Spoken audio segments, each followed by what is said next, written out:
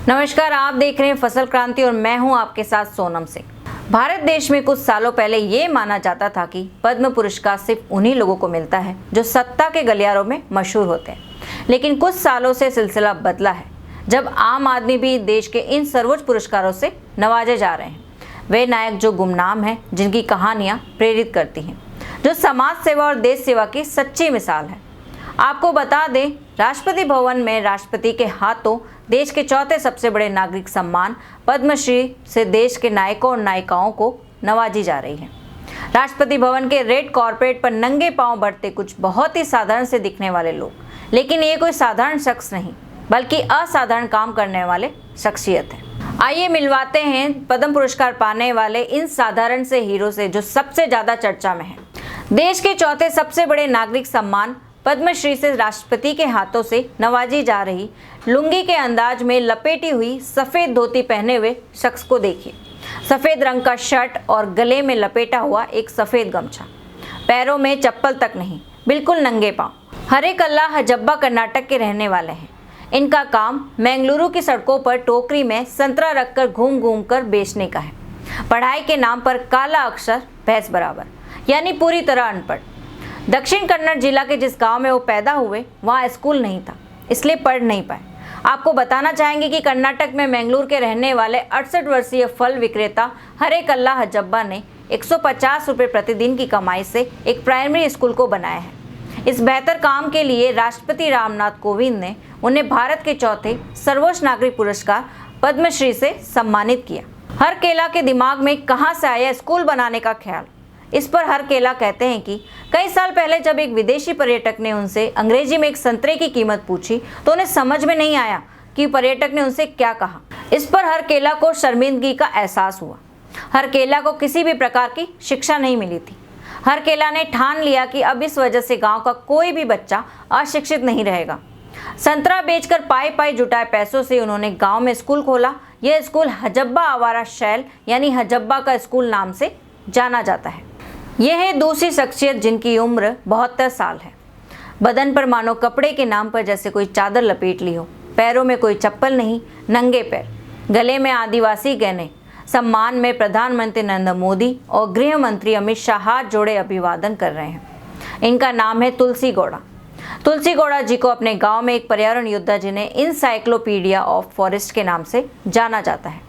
कर्नाटक की तुलसी गौड़ा को 40,000 से अधिक पौधे लगाने और पिछले 6 दशकों से पर्यावरण संरक्षण गतिविधियों में शामिल रहने के लिए पद्मश्री से सम्मानित किया गया। आपको बताना चाहेंगे कि तुलसी गौड़ा कर्नाटक के एक गरीब आदिवासी परिवार में जन्मी, कभी स्कूल नहीं गई, लेकिन उन्हें जंगल में पाए जाने वाले पेड़ पौधों, जड़ी बूटियों के बारे में इतनी जानकारी है कि उन्हें कुछ लोग इनसाइक्लोपीडिया ऑफ फॉरेस्ट भी कहते हैं। तुलसी गौड़ा जनजाति से ताल्लुक रखने वाली 12 साल की उम्र से अब तक करीब 40,000 पौधे लगाकर उन्हें पेड़ दे चुकी हैं। अब वो अपने ज्ञान के खजाने को नई पीढ़ी के साथ साझा कर रही हैं, पर्यावरण संरक्षण की अलग जगा रही हैं। अब तुलसी गौड़ा वन विभाग में नर्सरी की देखभाल करती हैं। आइए मिलवाते हैं तीसरी शख्सियत से।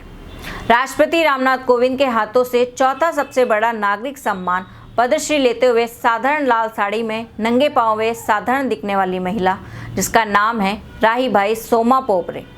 राहीबाई सोमा पोपरे महाराष्ट्र के अहमदनगर जिले की एक आदिवासी महिला है। इनका पेशा खेती किसानी है, लेकिन नारी सशक्तिकरण की सशक्त मिसाल भी है। इन्हें सीड मदर के नाम से भी जाना जाता है। उन्होंने जैविक खेती को नई ऊंचाई दी है। 57 साल की पोपरे स्वयं सहायता समूह के जरिए 50 एकड़ जमीन पर 17 से ज़्यादा ऐसी फसलों की खेती करती हैं। 2 दशक पहले उन्होंने बीजों को इकट्ठा करना शुरू किया। आज वह स्वयं सहायता समूह के जरिए सैकड़ों किसानों को जोड़कर वैज्ञानिक तकनीकों के जरिए जैविक खेती करती हैं। इसी कड़ी में चौथे शख्स के बारे में बात करेंगे। पहली ट्रांस अध्यक्ष मंजम्मा जोगती को राष्ट्रपति रामनाथ कोविंद ने कला में उनके योगदान के लिए पद्मश्री प्रदान किया।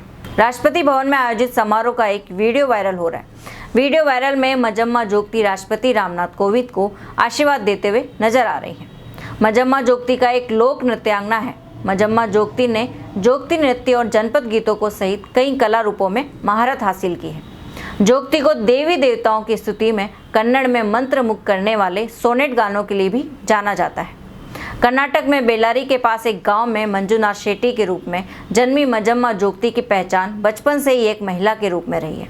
जोगती का परिवार बच्चे को होसपेट के पास हुलीगयम्मा मंदिर ले गया, जहां जोगती को जोगप्पा के रूप में शिक्षा दी गई थी।